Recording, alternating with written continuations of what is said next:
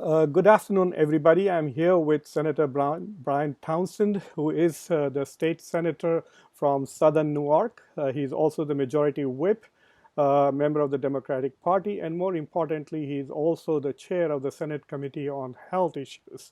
So we are here. We are going to talk about a couple of things. I'm going to try to see if I can use this interview for dual purposes to inform the Delaware community about what Delaware is doing to combat the coronavirus pandemic, and also get some insights from Senator Townsend about his governance philosophy so that my students can benefit also.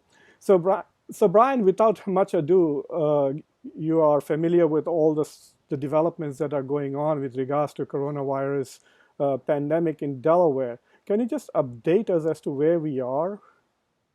Well, as of right now, it's the morning of the 25th, or almost noon on the 25th. We have 104 cases tested positive. We have several people who are in the hospital critical.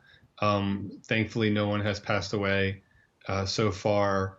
And although we are not seeing the kinds of numbers and rates that they see in New York at this point, we certainly are preparing for all eventualities, including significant growth rates in the coming week or two.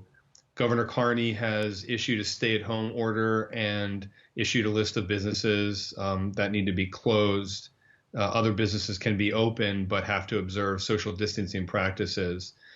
So the administration, in an emergency context like this, the administration, the executive branch, already in Delaware has a significant flexibility and authority to respond to the emergency. And we are seeing them respond again. We don't have the numbers in the immediate moment that the worst jurisdictions in the U.S. have, but we need to anticipate that we will see significant growth in the coming few weeks. I mean, we have seen nearly doubling in the last 36 hours, right? We went from somewhere around 50s to over 100. For example, I spoke with the county executive 2 days ago, and at that time we were in the 50s, and now we are over 100. It is quite possible that Delaware is also benefiting from the measures that our northern states have taken, especially in New York and New Jersey. But do we have enough testing going on in Delaware to be able to say that the numbers indicate that we are not in serious trouble yet? Well, just to be clear, we are in serious trouble. I don't think anyone's saying that we're not. My point is that right now, our hospital capacity is not being taxed the way I think that it already is in many places in New York, particularly New York City. We are preparing for that kind of stress on the health system, though. We are assuming that in the coming weeks, we are going to see the kinds of numbers that really do put a major strain on hospitals. And even right now, we have healthcare providers who, what they're seeing in the emergency departments, the influx of people they're seeing is putting a strain. But the numbers of people, to my knowledge, for example, in need of ICU beds in Delaware right now, are not that sort of final level strain that already exists in other jurisdictions. Also, one hopes that Delaware is several days, if not further, behind places like New York, and so that we have learned from some of the measures that are needed. We won't know, for some time. It'll take time to see what Delaware's curve looks like relative to other places, other countries, and certainly even some of our sister jurisdictions like New York. Well, there are many scientists out there, data scientists out there, who are projecting how the curve is going to look at it. I have not seen any projections for the state of Delaware, but I've seen projections for the United States. And believe me, it looks really worse than most of the countries, especially when you compare it to, say, South Korea, which started with us.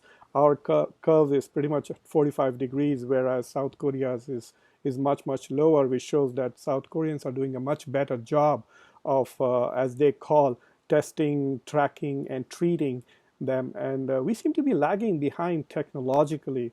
This morning, I shared on the social media a video of the helmets the Chinese police are wearing, helmets which allow them to detect people who are outside with a potential coronavirus infection. It gave me such a shock when I saw that helmet. And I wanted to ask ourselves, I mean, who is the technological leader of the world, the US or China. Why are we so behind? We don't even seem to have enough masks and beds and ventilators to prepare for this pandemic. Certainly. I think if you're talking about technology in general, we should have known for quite some time that whether it's public health related or other things like transportation infrastructure, broadband infrastructure, there are several other jurisdictions I think that can point to far more advancements in technology than the United States as a whole. I want to go back real quick. I didn't mean to not answer your question previously about testing. We're not doing enough testing. That's across the country overall, and it's including in Delaware. And it kind of goes back to now your most recent question about other jurisdictions. Some other jurisdictions have been able to do a much better job of handling the crisis and the pandemic because they had the testing capacity. They ramped up the testing capacity quickly enough to be able to try and test and identify and isolate individuals with the virus. And in doing so, manage the process, manage their own treatment, those people's treatment better, while keeping much of the rest of the population from becoming infected. Instead, in the United States, we had a federal level government, particularly the White House, that for many, many weeks essentially poo-pooed this as a hoax or not an emergency, or somehow mistook the fact that just because we weren't seeing cases in the U.S. yet, didn't mean that it wasn't going to come here inevitably. So we lost a tremendous amount of time because of federal inaction. That's the kind of thing that states really can't just step in and fill the void on.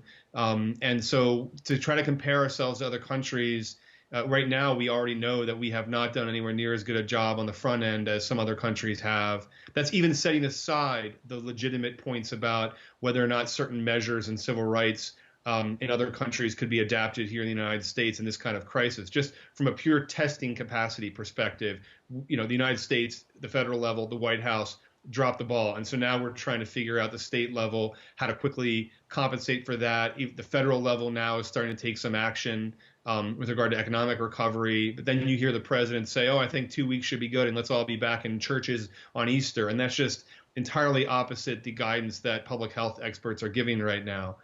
So we have to, I think right now the immediate issue is to try and treat, to try and test and isolate, to try and build a plane in midair, essentially. I think coming out of this pandemic, we then need to have a longer term conversation about public health structures in the United States, how to try to minimize the chance in the future that inaction, even when it's so blatantly politically motivated, that inaction can persist and therefore put Americans in harm's way. And in some cases, people will die who otherwise might have lived. I've been watching very closely what the federal government is doing and what the state government is doing. I understand that the president had enough time to prepare for this, and he didn't. He had a few months to prepare for this virus. But I think the states also have had more than 3 years now of Donald Trump in the White House to prepare for the pandemic. I mean, we should have assumed that he's not going to do his job rather than anticipating him to do his job and asking him to do his job. I still feel that rather than being an asset to America's battle with the pandemic, he is one of our biggest liabilities in the struggle. So maybe the states should take far more initiative. For example, we could have asked some manufacturers in Delaware to retool some of their industries to at least produce beds and ventilators. I think there is enough talent in Delaware to start doing that. We could even be exporting this. Sorry, exporting this in terms of producing here and selling? Producing beds and ventilators, etc. Because we have some time, maybe 2 or 3, 4 weeks before it hits us. We could ask local entrepreneurs, get state funding to start rebuilding these kind of things here. Well, there has been some of that. I mean, everything from sanitation supplies, or I know, for example, Dogfish Head Brewery's distillery and other distilleries in Delaware have started to produce sanitizer. I think Air Liquide has put together or is producing materials to help Christiana Care with its sanitation. There are local efforts underway. I think the point, Professor, would be that, especially in a jurisdiction as small as Delaware, that in no way can replace the void that has been left by federal inaction for many weeks, coupled with the scale of the problem across the country can only be filled and addressed by the kinds of defense measures that the president has authority to trigger and then to guide. There's no way that local efforts are going to be able to fill that void. It can help some. but nowhere near the point where we should be distracted from the inaction so far from the president, and then what he needs to start doing immediately to try and minimize the harm. Uh, One of the consequences, I think, of this pandemic is going to be economical. Uh, I don't think that the coronavirus is going to cause devastation through death toll, even though the death toll is going to be very high. We are already, I think, the fourth highest in the world. But I think the real toll is going to come through economic devastation. Unemployment is probably going to hit 20%. The GDP in the second term is going to decline by 25% nationally, so the economy is going to shrink. It'll, for example, for University of Delaware, the endowment would shrink, so our capacity to overcome the loss of this year will also diminish. So, is there any effort by the state to prepare for what's coming economically once we are beyond the pandemic? I know we are still struggling to prepare for the pandemic, but are we preparing to face the economic downturn that is going to be caused? Is there a task force? I would love to volunteer my time if the state is willing to set up an economic redevelopment task force for Delaware. The answer is yes. There are conversations and efforts now underway about how to try to best recover from this. I know that Governor Carney very quickly tapped into a framework for small businesses with regard to loans, particularly at essentially zero interest loans. That's one example. There's budgeting considerations now at the state level. There are frame supports in the way we craft our budget and how we devote or direct the money can help try to smooth over the harm that's happening, the suffering that's going to be happening, try to help us climb back out as quickly as possible. So there already are conversations underway, but I would note that part of the challenge here is, number one, those individuals who are most in touch with the scope of what's happening overall, and therefore what needs to happen moving forward, are also the individuals who are dealing with the immediate crisis right now. So I think, to your point, a task force that has people who maybe aren't engaged on the front lines in the immediate moment with the emergency, who can be thinking about things ahead of time, coupled with information flowing to that group from those who are at the front lines right now, would be the best way to do that. That said, you also, it's still early in terms of figuring out exactly how bad things are going to get, exactly how long this takes. I mean, there's a chance that there's a significant shutdown for a few short weeks. There are experts who are saying that might be enough to help flatten the curve, enough to handle an ongoing social distancing, ongoing economic pullback, but not a calamity per se. So that's all still unfolding. So I think we need to have a task force or a group that are talking about things, but understand that their own work and their own conclusions have to be dynamic. We can't assume how bad it'll get or how good it will be. We need to constantly be updating our approach based on what we're seeing. And again, it still is extremely early. I mean, we're now in a week and a half into Delaware having schools be closed. We are only a little over 24 hours past, I think, when Delaware stay-at-home went into effect. So we're still early on here, and we need to try to strike the right balance. Do you think that the executive branches in Delaware are taking adequate measures to deal with this, or do we need to do more? I think that I can speak to the state executive branch and the governor's side. I think so. For example, just yesterday he announced essentially a freeze on foreclosures and evictions, residential foreclosures and evictions, a freeze on utility shutoffs or late fees at the residential level. These were things that some utilities or others had announced before, but this formalizes it and expands it to make sure everyone's covered. He announced the shifting back of the Delaware's presidential primary. I mean, if you look each day, essentially, over the past many days, his team has announced a new executive action that he has signed. And so I think he is proceeding very deliberately and thoughtfully about how to shut things down and try to how to strike the right balance. I think a key question, and it goes back to something you had asked about a few minutes ago, where is Delaware's curve? And we don't know. I've seen state by state data that indicates, from a visual perspective, that Delaware's sort of in the middle of the pack, that Yeah. it's not as bad as, certainly New York is just tragic what's happening right now. Louisiana, for example, has got some very troubling numbers. There's a few other states that you look at the curve and you think, oh my goodness, they are on their way in a bad direction here. Delaware looks like our curve is ticking up for sure. And there's a bunch of states behind us whose curve are not ticking up as much, but we're not as bad as some of the other states. And so the question becomes, that may be true today at just after noon on Wednesday the 25th. A week from now, that might not be the case. It also relates to something else you had asked about testing. How much of these numbers are driven by infections that are already out there that we're just now identifying compared to new infections because of spread? And that can be very difficult to discern. Hopefully, Delaware, having had shelter in place in effect for a few days now, having had guidelines essentially asking people to shelter and to have social distancing for more than a week and a half now, hopefully we have been able to flatten the curve already, but we won't know that for sure for a bit more. So I think in the meantime, the executive branch and Governor Carney are doing excellent work. And we need to wait and see how we continue to look at data, make adjustments if need be, and see what happens.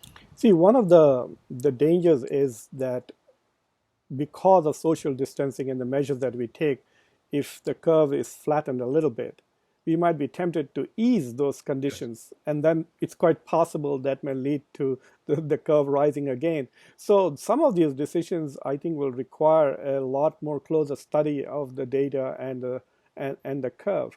I also want to ask this question, that most of the stuff that has been going on is stopping what is already going on, right? Stop the schools, stop this, postpone that, postpone this. So these are easy things to do. Just sign signatures, executive orders are going to stop those. But in terms of going out there and actively doing things, is there any plan to prepare for pandemics? And even if Delaware is not affected, I think the New York thing is very, very scary, that it could just come right at us, Yes, but so just to be clear, when you say plan for pandemic, are you talking about longer term policy discussions? Are you talking about even like right now specifically? See, what we are doing is we are stopping things. That is easy to do, right? But to do other things, one of the things that I suggested was to change the nature of manufacturing to deal with what we will need to combat the pandemic.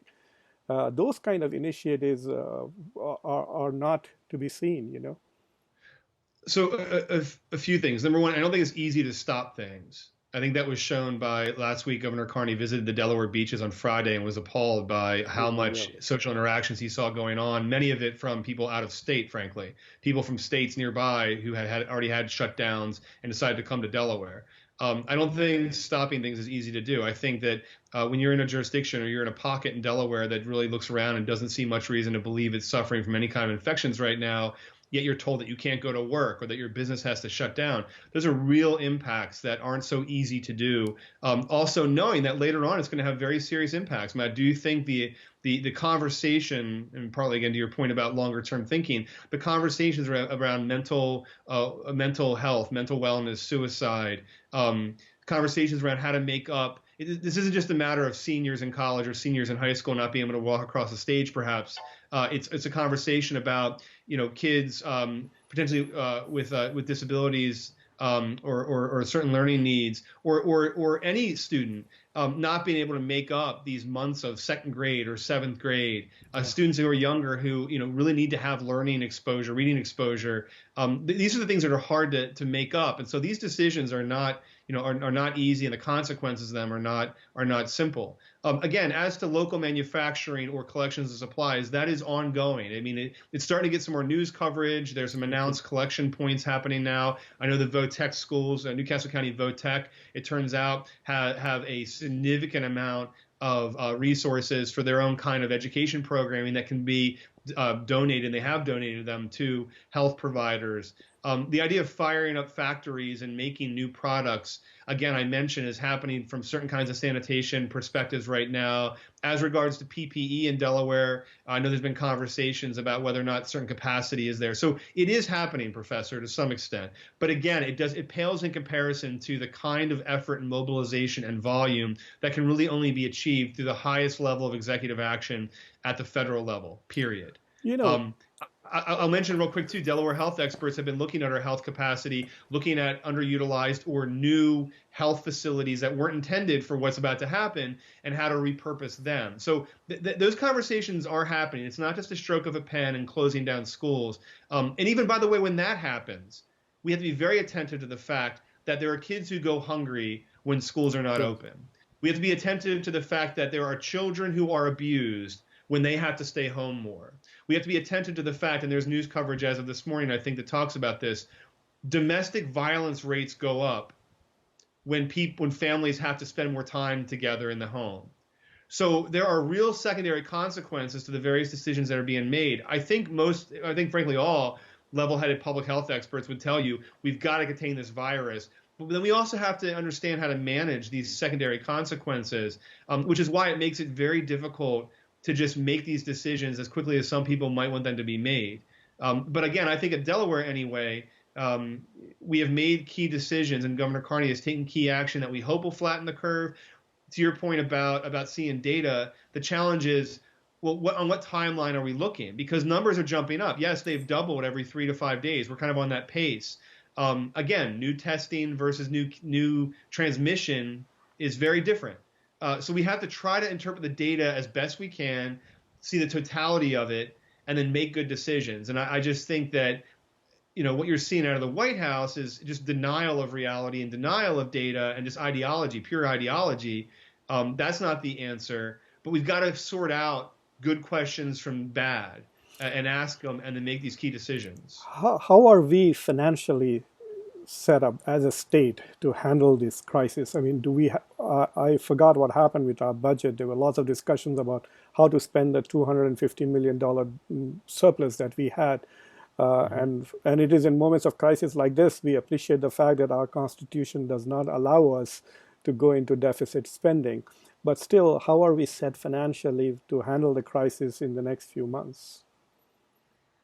I think the next few months, we have cash reserves to try to smooth things out. But for example, when the federal government pushed back the tax filing deadline to the summer, that pushes Delaware's back as well, effectively. And the governor formally announced that a couple of days ago. That then creates additional cash flow pressures for the state. I think we have reserves we're going to tap into to make things work as best they can in the meantime.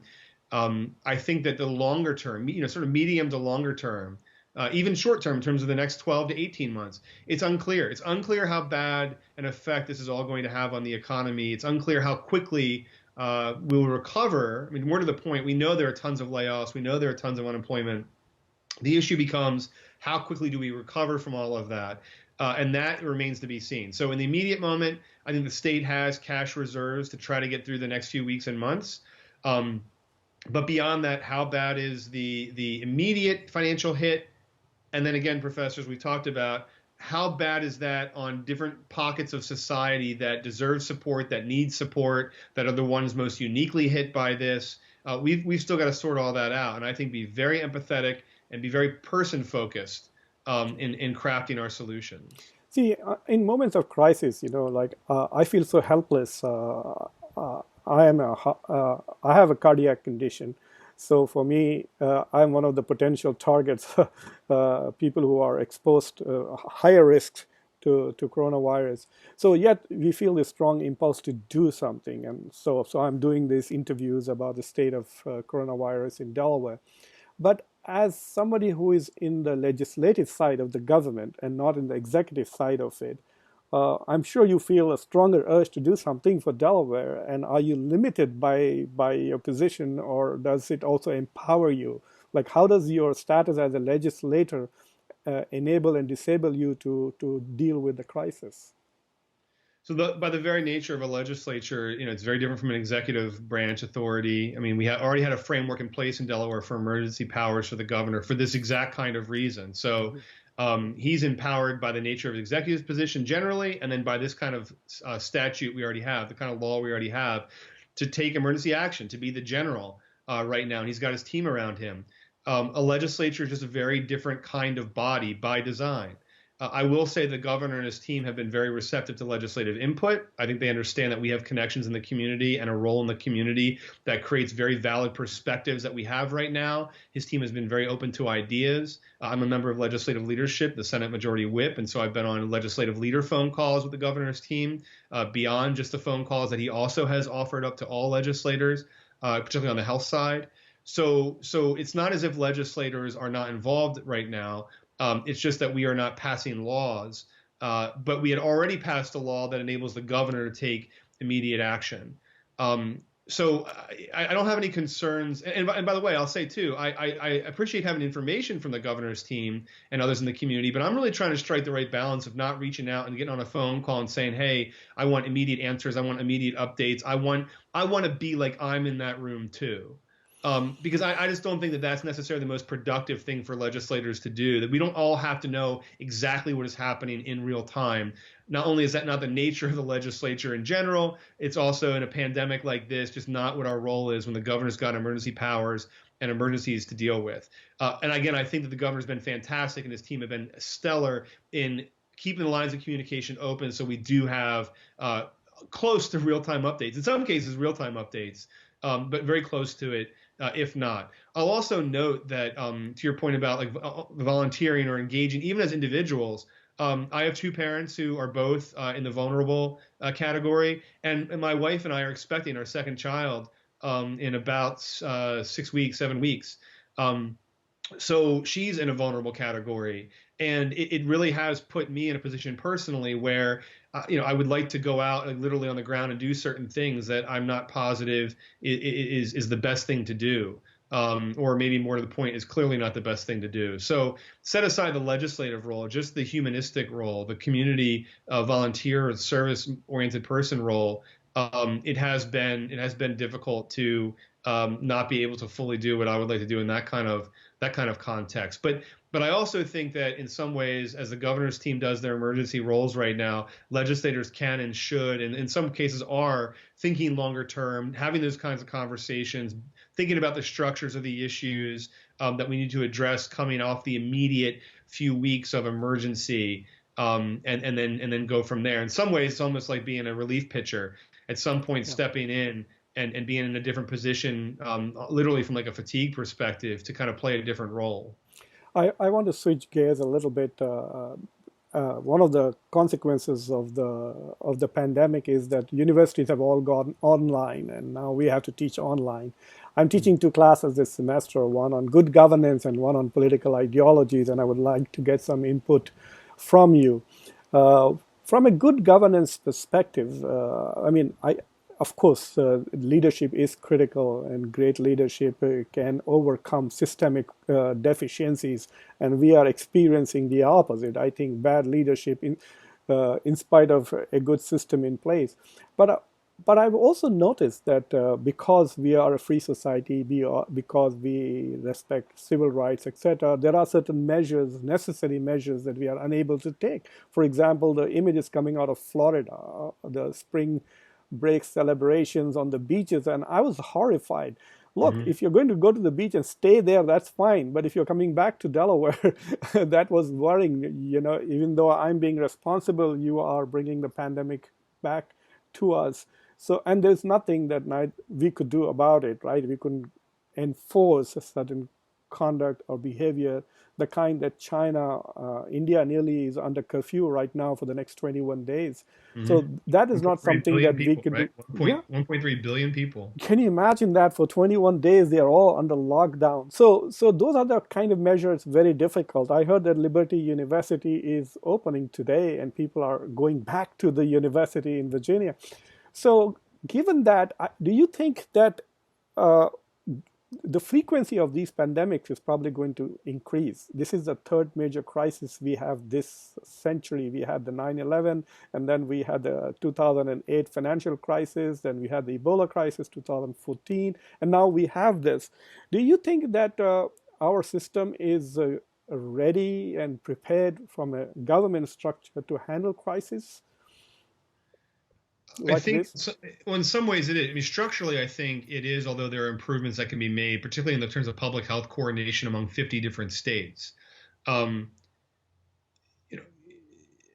I know there are people who think that we shouldn't be critical at all of the president right now in a time of crisis. But I think it's a different matter when he literally every day is saying things and doing things that just continues to contribute to the crisis negatively. So I think criticism and productive criticism needs to be on the table. Here in the conversation between me and you right now, my point, I guess, of being critical would be clearly he had not taken these kinds of threats seriously enough in terms of the unstaffing decisions he made, in recent years within the White House when he came in. I think if you have those kinds of things in place, if you have pandemic czar or national security officials who are focusing on pandemics and the consequences, it could have been better. Even literally in this current pandemic. I think the DNA sequencing of the virus was put online, I believe, by Chinese scientists in early January. Yeah. I have no doubt that in the United States we lost weeks, if not months, of focus at the federal level of trying to develop a vaccine. Wouldn't have been developed right now, literally, probably, but at least we'd be 2 months further into the process if the president had taken it more seriously, if the president had welcomed data and science and reality, as opposed to making those around him feel fearful of presenting data, science, and reality. So I want to be careful to say that we don't have structures in place. I think we can improve on them. We can improve on the coordination of the public health offices all across 50 states. I think we can improve international cooperation in those ways. I think we can try to have perhaps a better sense of, we don't want to just stockpile millions and millions and millions and millions of masks at the national security stockpile that just sit there all the time. But we can maybe have a blueprint in place for which companies can most quickly ramp up production when needed when a pandemic is coming. And there are ways of improving how we approach pandemics coming off of this. And then economically, you mentioned, it was interesting, you said that— I want to stop you there for a second. See, that is, to me, a little problematic. We don't want to stock up billions and billions of dollars worth of stuff which could save lives. But we stock up billions and billions of dollars worth of weaponry that could take lives. I mean, we spend now close to $800 billion on defense in the last 1 year on weapons and bombs. And what is wrong with being over-prepared for a health crisis rather than being underprepared like we are right now? Well, I think you're kind of positing a false choice. I'm not at all trying to suggest that the current pandemic or this framework should support an inflated defense budget or a military-industrial complex that doesn't always seem to be focused on the true defense needs. What I'm saying is that the answer to this, I think, from a good government perspective, is not to being over-prepared obviously sounds good, right? But like literally, if your choice as a state level policymaker who has to deal with balanced budgets, for example, if the choice is to purchase extra masks that will sit somewhere prior to a future pandemic and not be able to fund services for children who right now are going through adverse experiences from all the trauma, right? My point to you, Professor, would be, well, hold on, let's have the conversation about how we can make sure to have a structure in place that identifies when a pandemic might be coming, and can we confirm that we can ramp up production of necessary health resources in time? If the answer is no, we can't possibly ramp it up in time, then yes, maybe have more stockpiled. But that's the kind of question that we should be asking. It's the kind of question that a president should be asking. We don't have one right now who asks these kinds of questions. But we got to be careful about not having false choices. Also, real quick, you said 9/11, you said the Great Recession, and now this. Those are economic things. They all obviously can be related to health needs like pandemics, but you kind of had mixed those two questions. From a health perspective, we need to learn how to better coordinate resources, how to better share information, how to better be prepared. Certainly, we need to do that. Part of our lack of preparation right now is not structural. It's how the structure was not utilized by the White House in particular. So we've got to sort all that out. But beyond that, part of your question, again, had referenced economic events. I think what we're going to see here is a result, to some extent, of an inadequate social safety net in the United States, inadequate health resources and inequities in terms of people who don't have access to health care. The United States is not a healthy country.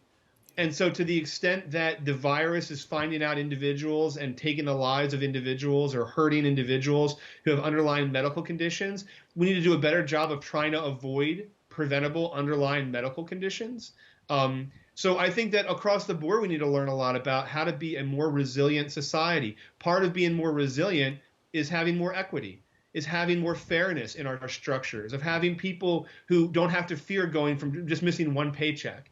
I mean, the number of Americans, I'm sure you know the statistic or have heard it in recent years even, the number of Americans who live paycheck to paycheck or can't afford a $400 car repair. I mean, how are you going to respond to a nasty global pandemic if so much of your community can't afford a $400 car repair? And so I think what's happening here is this is exposing so many flaws in America. And what's sad about it is there are other countries that show that you can have economic dynamism, you can have economic success, you can have a hard work attitude, and still have more economic fairness. It's a Well, false choice. well, it is indicative of some fundamental philosophical problems in society, and so I'm going to pose an easy question to you. After One of the funny things that has happened during this crisis is the sudden faith and reliance in government. We want government to do everything now. And I was listening to all the candidates who are now contesting for elections. All are like competing with each other on what free stuff they can now offer. In fact, I think I'm going to send an email to the governor saying, why not make Netflix and Hulu free for all Delawareans so they can stay at home and not indulge in domestic violence or child abuse. They can just watch TV. But the question is that given the desire to provide so many freebie stuff to people in a moment of crisis, uh, do you think that going forward at this moment, does America need more socialism or does America need more capitalism?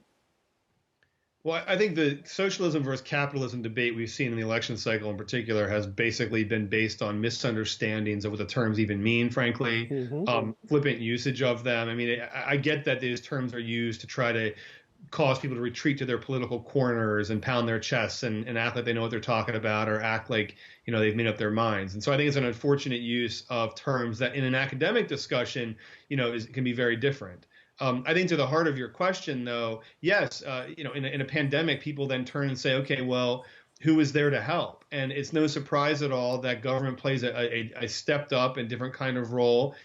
It's frankly an irreplaceable role. Now, that's not to say that government's the only actor that needs to step up or that can step up now. I mean, there are businesses, small businesses in particular here in Delaware, restaurateurs who have quickly adapted the operations of their restaurants to provide for safe food delivery, for example, food options for first responders and healthcare workers, who come off a shift and can turn and see like a little mini buffet line there for them, for example. I mean, this isn't government. This isn't some office of the governor or office of whoever sitting there being able to just wave a magic wand and make that happen. I mean, the can-do spirit of America, including the private sector, is so critical to solving so many actual challenges we face. The problem becomes when the private sector is not enough, or the problem becomes when the private sector is, has every incentive to jack up medical prices, right, or price gouge or whatever else for a short-term economic crisis. All of a sudden now you see supplies, essential supplies, so expensive. And so I think the point of that, Professor, and again, I'm trying to balance the role as a legislator and a politician with the role of someone who does have economic training at the undergrad and graduate level, is markets fail, right? Markets fail in certain times of crises. And I think Joe Biden said it, I think yesterday via tweet. He just said that paraphrasing, basically saying that losing one life is not worth one additional point to the Dow Jones, the stock market, right? So how do you put a value on life? How do you put a value on certain parts of an emergency response? You see Governor Cuomo in New York taking a very similar approach. So markets have failed here. It's not the first time. They've been failing for a long time with regard to insulin for people who need insulin to treat diabetes. I mean, charge a high price because they have to pay it because they'll die without it. I mean, that's healthcare in particular is an imperfect market that too many people in politics try to act like is a free market. This ain't potato chips, right? This ain't even car brands, comparing car brands. This is life and death. You can't put prices on it. Even if resources are limited and you have to make tough decisions, you can do a far better job than we've allowed the American healthcare system to do. And to your point, you said a few minutes ago, the pandemic simply exposes it all the more. So you need to have the coordination, the rational, hopefully as calm as possible coordination of resources. And that is where government is particularly suited for in a time of crisis. Aside from that, fine, let the private sector do its thing in a way that sorts out choices like cars and potato chips and whatever else in the economy, but not when you're talking about life and death in a pandemic, and quite frankly, not when you're talking about life and death in healthcare more generally, even when it's not a pandemic time. You know, President Obama developed a pandemic, a whole office to deal with pandemics, and one of the things that President Trump did was to basically shrink that, to cut. And at that time, we didn't hear any such debates about that. How come he's cutting pandemic preparedness while overspending on defense, etc. So Sure. it is to me quite curious as to why, even though we have had so many crises so frequently, that the American public is unable to learn from their own experiences. That in every crisis, whether it was 9/11, we turned to the government, created Department of Homeland Security. When we had the 2008 recession, we passed new laws to curb various banking practices. And when we have a healthcare crisis, would American public learn from this that we need to really fundamentally fix our healthcare system? Yeah, there's an irony, and not just Americans generally. And I want to circle back in a second, talk about good government and kind of whether, well, I'll start with that point actually real quick, is that you already are seeing people say in Delaware, why are we closing businesses or why are we sheltering in place, staying at home? The curve looks like it's flatter. Right. So they are misunderstanding the point that Yeah, if we didn't take these measures, the curve would not be flat, either as it is right now or eventually where it will be, hopefully where it will be in sure. terms of staying somewhat flat. Sometimes government's best work is done in a way that people then question, well, why do we need government in the first place? I think it actually relates to Chinese philosophy, and I can't remember who had said it, and I'm going to not paraphrase it as best I can, but it's sort of the best leader is one who's not seen, right? Things are going so well, Yeah. they're going so well in society that you don't even realize the leader's there helping make the right decision. So we're going to see it here in the pandemic, where the best government measures will look like an overreaction. I think you had Dr. Fauci say that is that if you're being accused of overreacting, you're probably doing the right things. That is somewhat true across government, even not in times of emergency. But uh, that's the point. That's the point with regard to government generally right now. And I think, as to your point about crisis for example, the president cutting the pandemic response team, I did see a copy online a few days ago of a U.S. senator, I believe, a letter that I believe was a he had sent to the president back when those cuts were being made. So it wasn't like a national debate about it, but there were people who weighed in and said, "Wait a second, please explain why you're doing this. Please explain what's going to happen to this office, or how you plan on adjusting for the inevitable pandemics." And of course, then, Professor, we've seen other studies and other analyses that had come out around the time saying we are not prepared. I mean, there are people for years who've been saying we're not prepared. So I think there have always been disease. There's always been outbreaks across society. The more densely populated you are, the less healthy you are. There are other indicators that make it more likely that there will be problems. We should try to learn from this and be as resilient as we can. But we have to be careful in assuming that government wasn't ready at all. It's just, unfortunately, right now in our country's history, we're being led by someone who had dismantled a key apparatus, and then who didn't take it seriously. Literally, when we saw a city of millions in Wuhan be put on lockdown, I mean, he just didn't take it seriously, right? The genome was sequenced. I mean, we could have been ahead of this. We could have had the testing ready. This has been a shameful example, not of government itself, but of people who we had chosen to put in positions of power. So on whatever side of the aisle, if you are denying data, if you are denying statistics, if you are denying experts, if you want to govern by convenience and govern by what the simple whim of the public might be in this moment, you probably are going to get it wrong. And I know that Thomas Jefferson is one of the people who had quoted saying that in a democracy, the will of the people is important. So to some extent, you kind of got to respect it. Right? That's essentially what he said. I agree that you have to respect it, but people elect us, or they should be electing us, to try to understand these problems, to be ahead of these problems, to be more of an expert than just an armchair quarterback. And when you have elected officials who too much are willing to play the armchair quarterback role only, you're not getting the leadership you need. I have a final question. One of the things that is not being fully covered by the media or being observed as seriously as I think it should be is this phenomena of the rise of white nationalism and extremism. And I saw reports where people are telling these white nationalist groups to, for those of them who are infected, to go out and infect police officers and Jews. There are actually reports and email and internet chatter where people are saying, if you have coronavirus, go out there and basically touch cops and touch Jews and other minorities and make sure that they also contact this disease. Mm. So, is it possible that while we are so focused on the coronavirus pandemic as we should be, we might be ignoring other threats to our security? And is white nationalism a threat to America's security at the moment? White nationalism is a threat to America's security. We've seen the rise in hate crimes generally since the Trump administration came in, and maybe even during the campaign of 2016 when he was using rhetoric. So it's been a threat already to community safety. It's happening now even more. The reports of Asian Americans who are suffering from hate crimes or bigotry. Again, I think in some ways fueled by the president's insistence on using the term Chinese virus. So yes, we are seeing that. It certainly concerns me personally. As you can see in a photo perhaps behind me here, my wife is Vietnamese American. And the people typically who have this kind of hatred or are so easily led like blind sheep tend to not discriminate between different segments of Asia. Not that that should matter in the first place either. So yes, it's part of a threat. There's no doubt about that.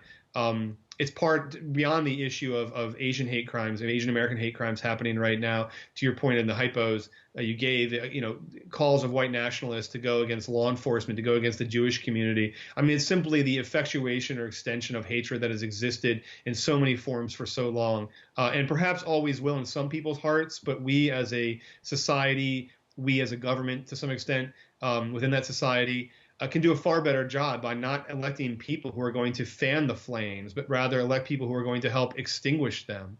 That would be far better of us as a society. Unfortunately, until this November and then until next January, we have a president who is of the worst sort and not the best sort.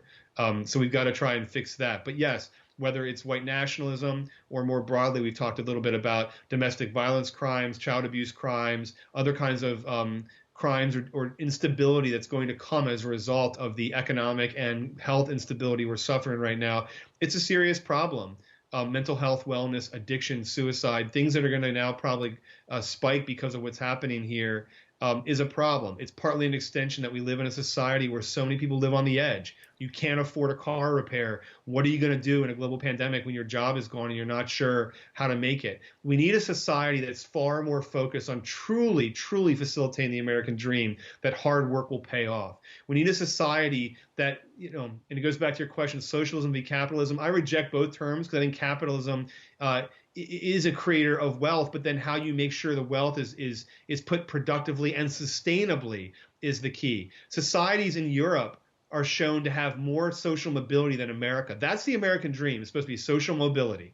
So there are societies in Europe that are capitalist. They are capitalist, but they have social programmings and supports that help enable the American dream to become a reality. In the US, we talk a big game, but aren't doing enough to actually put the structures in place that make social mobility a reality. And that's where I think we also need to move, not just because of political philosophy, not just because of adhering to the values that we're supposed to stand for as a country, but because when our community is safer and more resilient and more stable, we are able to withstand shocks like a pandemic better, shocks like an economic pullback better. We are all better off when we're all better off. And we've got to do a better job of actually putting structures in place, not the trickle-down economics that have never been shown to work, but really reward hard work and make sure that people who put that work in are going to be fine. Make sure that people who cannot work hard in certain ways or for certain reasons are fine. Fundamental human dignity. We've got to get to that. Senator Townsend, it has been a pleasure talking to you. I'm extremely grateful that you are in our government, and I also pray that your family is safe, your parents as well as your wife and your forthcoming addition to the family. So it's been wonderful talking to you, and thank you very much. Professor, I appreciate it. I've always wanted to do an interview with a bookcase behind me. I've never had the chance before.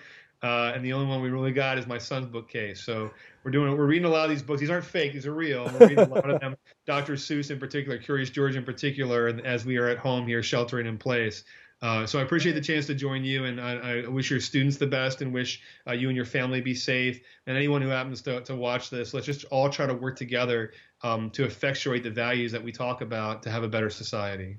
Thank you very much.